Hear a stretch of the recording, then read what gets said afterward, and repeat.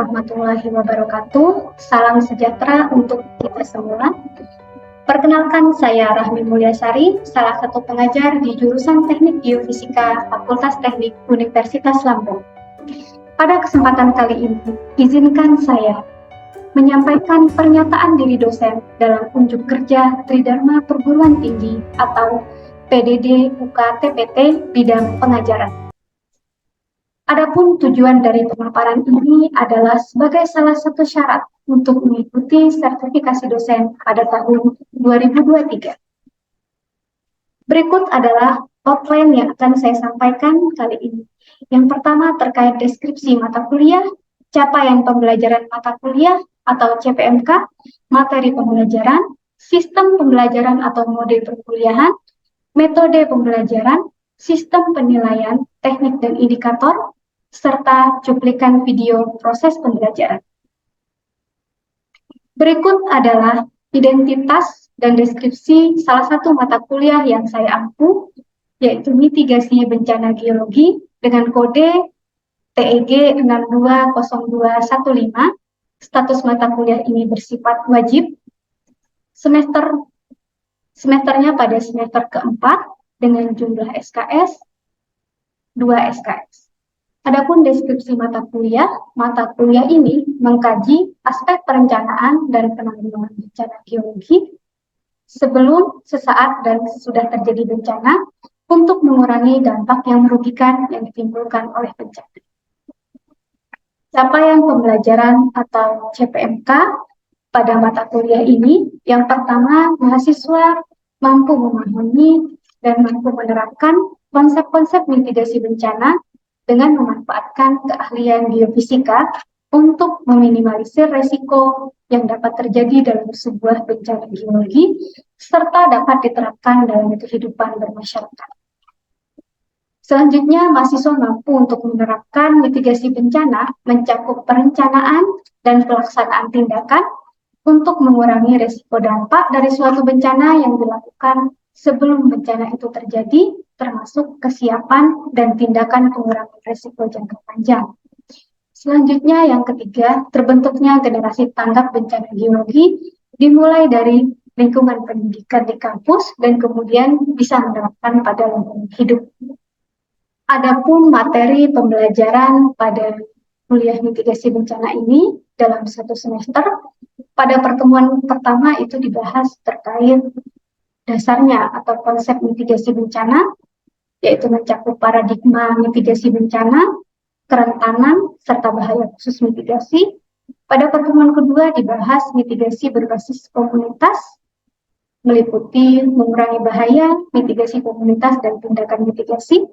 Pada pertemuan ketiga dibahas terkait manajemen bencana, mulai dari metode mitigasi, ekonomi mitigasi, serta manfaat mitigasi. Pertemuan keempat dibahas terkait hazard, risiko, dan perencanaan tata guna lahan, meliputi kajian risiko, pemetaan hazard, serta tata guna lahan. Pertemuan kelima dibahas mengenai mitigasi bencana gunung api, mulai dari struktur vulkanisme, produk erupsi, dan hazard gunung api. Pada pertemuan keenam dibahas mitigasi bencana gempa bumi, dan pertemuan ketujuh juga masih membahas terkait mitigasi bencana gempa bumi, itu meliputi magnitudo gempa, investigasi seismik, efek gempa bumi, hazard seismik, resiko seismik, serta analisis gempa bumi. Pertemuan ke-8 akan dilakukan ujian tengah semester. Baik pada pertemuan ke-9 akan dibahas terkait mitigasi bencana longsoran, mulai dari karakteristik longsoran hingga mitigasi bencana longsorannya. Pada pertemuan ke-10 dibahas terkait mitigasi bencana banjir dan proses fluvial, kajian air limpasan, dan zonasi hazard. Pada pertemuan ke-11 dibahas mitigasi bencana tsunami, proses tsunami, pemetaan potensi tsunami, serta sistem peringatan tsunami.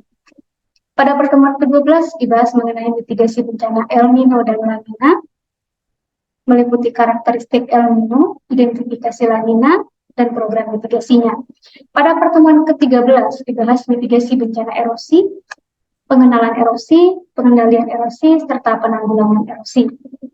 Pertemuan ke-14 kita akan membahas terkait studi kasus, mulai dari hazard identifikasi bahayanya, penilaian risikonya, analisis serta evaluasinya pada daerah Provinsi Lampung.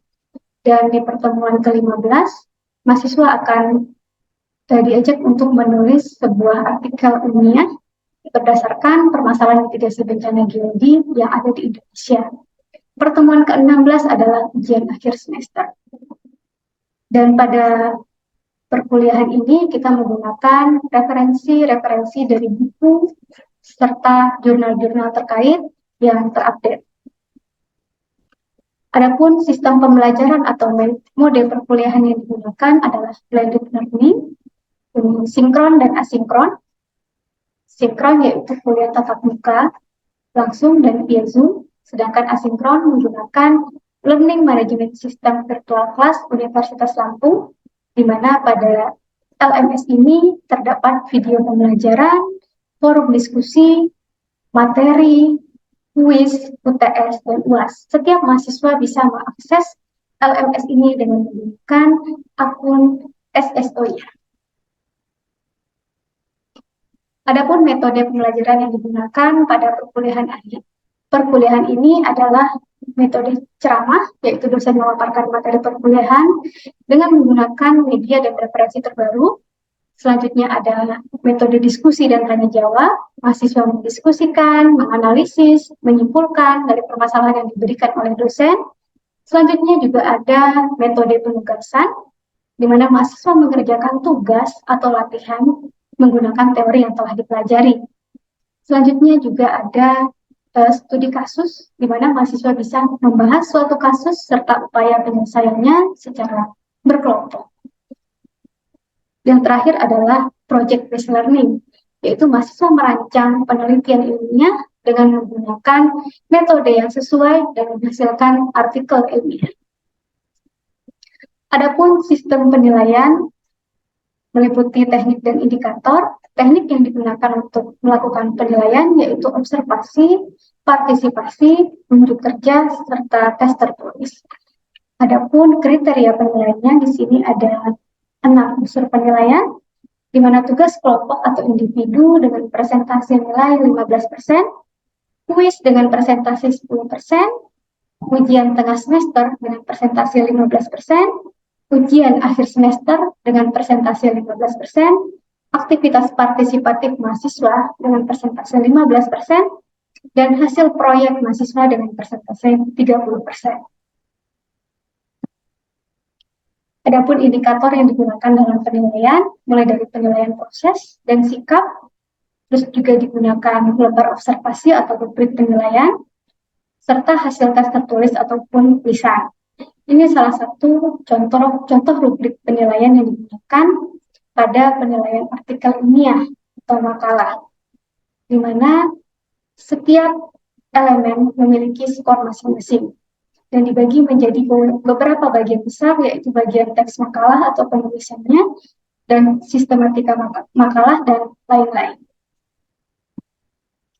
Dan berikut merupakan cuplikan video pembelajaran pada perkuliahan ini di pertemuan ke-9 terkait mitigasi bencana longsoran. Selamat menyaksikan. Bismillahirrahmanirrahim. Assalamualaikum warahmatullahi wabarakatuh. Waalaikumsalam warahmatullahi wabarakatuh. Baik, selamat siang teman-teman semua. Selamat siang, Bu. Oke, pada siang hari ini kita akan melanjutkan perkuliahan kita terkait mitigasi bencana ya. Minggu lalu kita sudah bahas terkait mitigasi gempa bumi. Apa yang teman-teman masih ingat dari materi yang kita pelajari minggu lalu? Izin Bu, izin menjawab.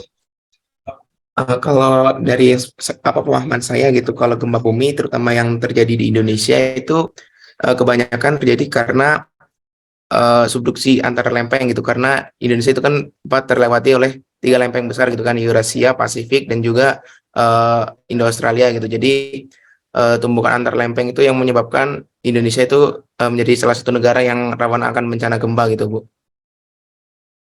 Oke, ada lagi? Izin Bu, sebelumnya Ya, izin silakan memperkenalkan Hana. diri. Ya Bu, saya Noleh Syarani. Izin menjawab Bu, kalau berdasarkan yang kemarin itu, mitigasi gempa itu kita lakukan supaya untuk meminimalisir dampak bencana yang akan terjadi gitu. Terus juga kemarin kita juga ngebahas tentang bagaimana strategi dalam menghadapi gempa. Oke, ya, terima kasih Hana dan Anung ya yang sudah menyimpulkan perkuliahan kita minggu lalu. Pada hari ini kita bahas terkait mitigasi bencana longsoran atau kalau dalam bahasa Inggrisnya lebih dikenal dengan istilah landslide ya, atau tanah yang bergeser.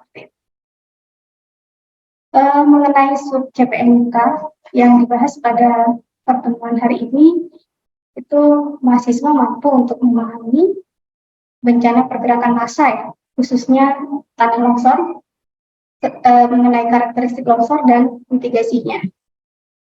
Jadi teman-teman diharapkan bisa paham terkait hal ini di akhir perkuliahan. Oke, sebelum kita lanjut membahas terkait longsor, bisa kita saksikan bersama ini ada video ya terkait peristiwa longsor. Oke, kita bergeser ke wilayah Kupang. Jadi tanah longsor yang terjadi di Kabupaten Kupang, Nusa Tenggara Timur ini menghebohkan warga setempat ya, karena menimbulkan gundukan tanah yang menyerupai seperti gunung. Nah, seperti ini nih ya visualnya ya.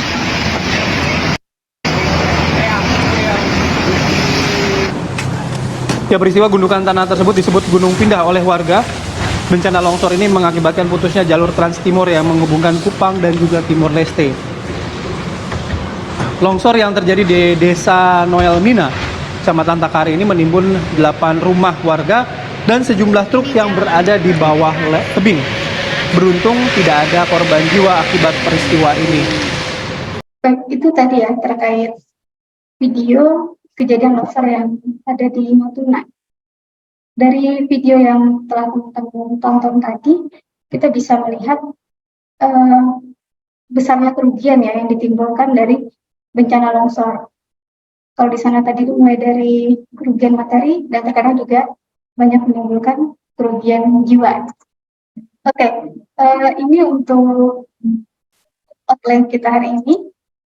Apa yang akan kita bahas? Yang pertama terkait karakteristik bencana longsor dan yang kedua terkait bagaimana sih mitigasi dari bencana longsor ini. Kalau kita bahas longsor, berarti kita harus kenalan dulu ya sama si longsor. Apa sih sebenarnya longsor itu? Gitu ya. Nah, dari pemahaman teman-teman, apa sih sebenarnya longsor? Ada yang mau berpendapat? Silahkan. Izin Bu, izin menjawab. Sebelumnya izin memperkenalkan diri. Nama saya Kevin Bagitovic, NPM 2115 Jadi yang saya tahu mengenai tanah longsor itu, jadi tanah longsor itu suatu gerakan, Bu, gerakan tanah. Jadi di mana permukaan tanah itu mengalami pergerakan massa, Bu, entah itu dari batuan ataupun dari tanah itu sendiri, Bu, sehingga dari pergerakan tersebut itu menyebabkan terjadinya tanah yang bergerak sehingga tanah tersebut bisa terjadi longsor, Bu. Mungkin itu yang bisa saya tahu. Baik, terima kasih Kevin. Yang lain ada? Sudah cukup lengkap ya? Izin menambahkan mungkin Bu. Ya, silakan.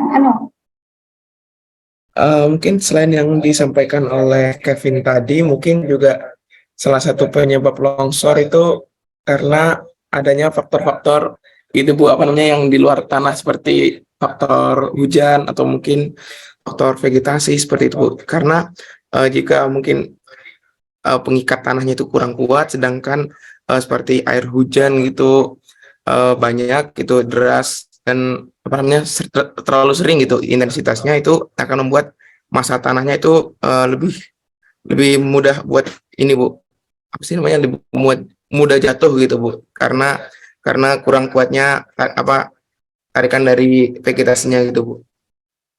Oke, baik, terima kasih Anum ya. Sudah lengkap ya sebenarnya jawaban teman-teman tadi. Jadi kalau kita lihat di sini ada pengertian dari Parnes tahun 1978, di mana longsor itu merupakan gerakan material penyusun lereng ya, ke arah bawah atau keluar lereng, dan ini dipengaruhi oleh gravitasi bumi. Jadi ada satu hal di sini yang harus teman-teman garis bawahi, berarti longsor tadi jadi karena adanya pengaruh dari gravitasi. Dan selanjutnya ada dari Prudence 91 dalam Karnawati 2005, dia menyatakan kalau longsoran itu merupakan perpindahan material pembentuk lereng, baik berupa batuan, tadi yang seperti disampaikan oleh Kevin ya, bahan rombakan, tanah, atau material campuran dari batuan dan tanah yang bergerak ke bawah atau keluar dari lereng. Baik, sekarang kita masuk ke tipe dari longsorannya, atau jenis-jenis dari longsoran. Ternyata longsoran itu tidak hanya satu macam, gitu.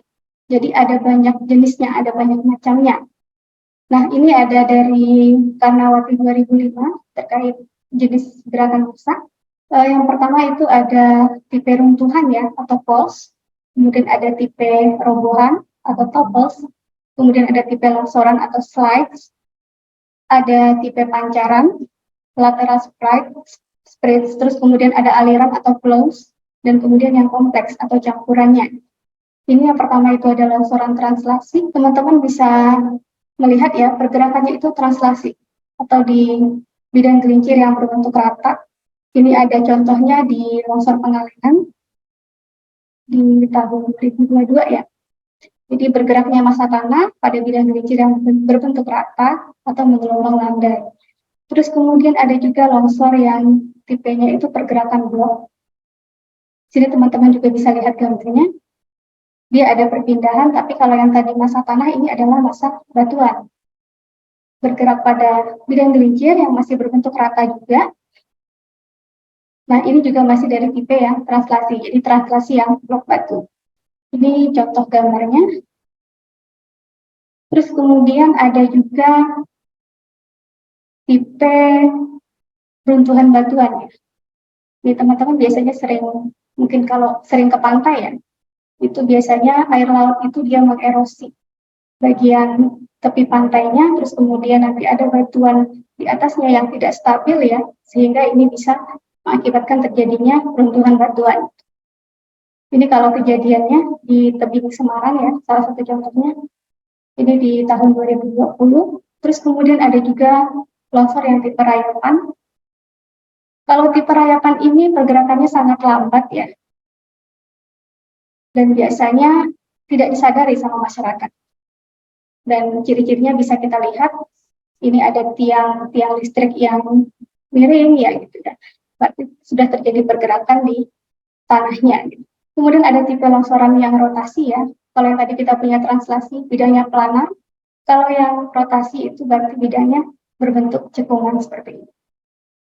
Oke, ini ada gambaran kejadian di lapangan. Yang bergerak bisa massa tanah dan juga bisa batuan. Terus yang berikutnya ada aliran bahan rombakan. Kalau yang teman-teman tahu ya, apa sih sebenarnya yang memicu atau yang membuat tebing atau lereng itu bisa mengalami longsoran? Sebelumnya izin memperkenalkan diri, nama saya Naulia Syahrani. Menurut saya faktor-faktor yang mempengaruhi dari longsoran itu yang menjadi penyebab pertamanya itu bisa dari kelerengannya, Bu. Kelerengan berapa lerengnya itu stabil atau labil. Yang kedua itu mengenai faktor dari curah hujan, sehingga tanah yang dikandung oleh daerah longsor itu mengandung banyak air atau tidaknya itu bisa mempengaruhi, dan juga tutupan lahan sama jenis litologi tanah di sini. Oke, baik, terima kasih ya. Ada lagi yang mau Kalau menurut saya itu karena intinya itu karena si tanahnya itu udah kehilangan kekuatan gitu Bu. Jadi kayak kalaupun dia di daerah yang lereng banget, kalaupun ya masih ada kekuatannya, akan longsor gitu Bu. Jadi kayak intinya dia udah gak punya kekuatan untuk tanahnya ini bisa menahan, dan salah satu faktor-faktor kenapa tanah ini bisa kehilangan atau kekurangan kekuatannya itu karena faktor-faktor yang tadi Hana jelasin itu Bu, menurut saya. Baik, terima kasih Ivana ya. Jadi kalau penyebab ini dari Tarizagi tahun 1950, ada faktor eksternal, ada faktor yang internal. Ya eksternal itu berarti yang di luar dari si lereng itu gitu ya. Mungkin bisa jadi ada perubahan geometri lereng, ada manusia gitu ya, yang merubah kondisi geometri lerengnya. Terus kemudian atau ada penggalian atau penggerusan pada lereng, itu juga bisa menyebabkan lerengnya tidak stabil gitu ya.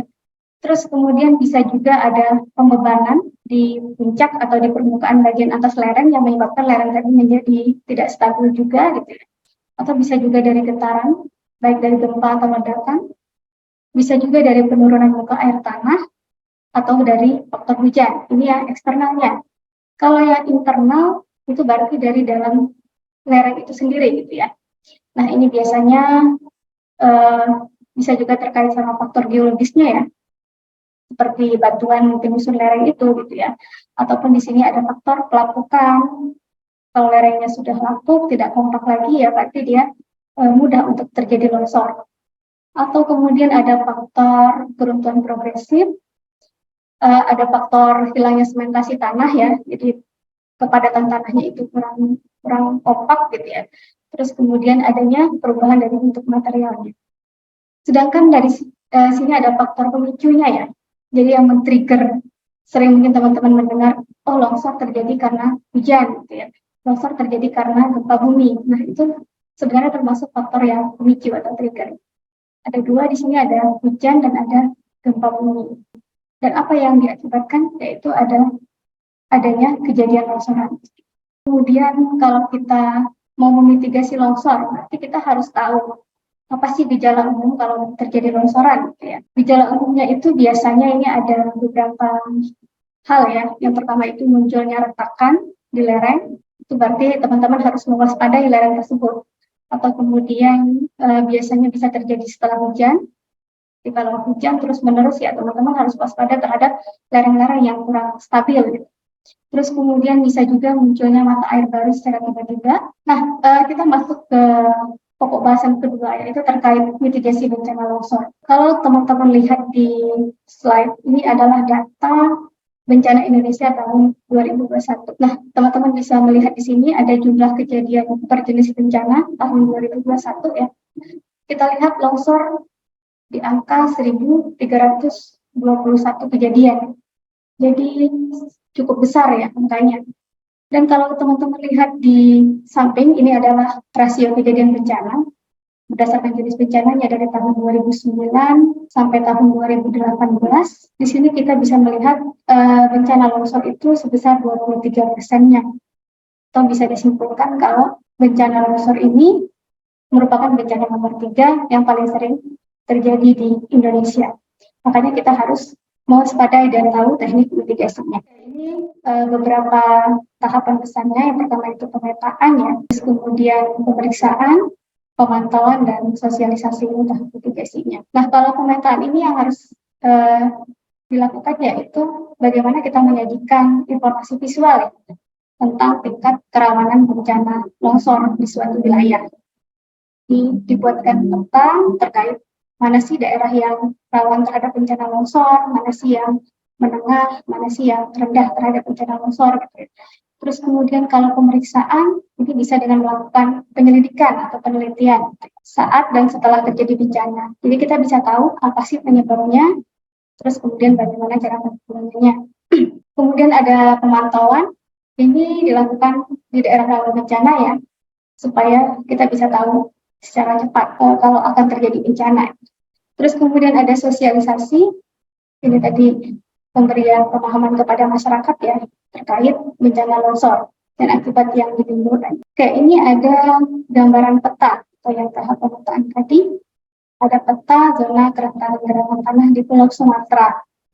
Nah, ini juga salah satu penelitian saya terkait pembuatan peta ya, atau di tahap pemetaannya tadi, ini ada pembuatan peta zonasi rawan longsor ya, di daerah Bandar Lampung. Jadi di peta ini kita bisa lihat legendanya ada beberapa warna, itu ada yang merah itu potensi gerakan massa atau longsornya itu tinggi, terus kemudian yang oranye itu yang sedang, yang hijau muda ini yang rendah, terus kemudian yang hijau tua ini yang sangat rendah. Nah, selain dari situ kita juga bisa melaksanakan penelitian ya, untuk mengetahui atau menilai tingkat kerentanan longsor suatu wilayah. Ini masih sama daerahnya di tempat yang merah-merah tadi ya.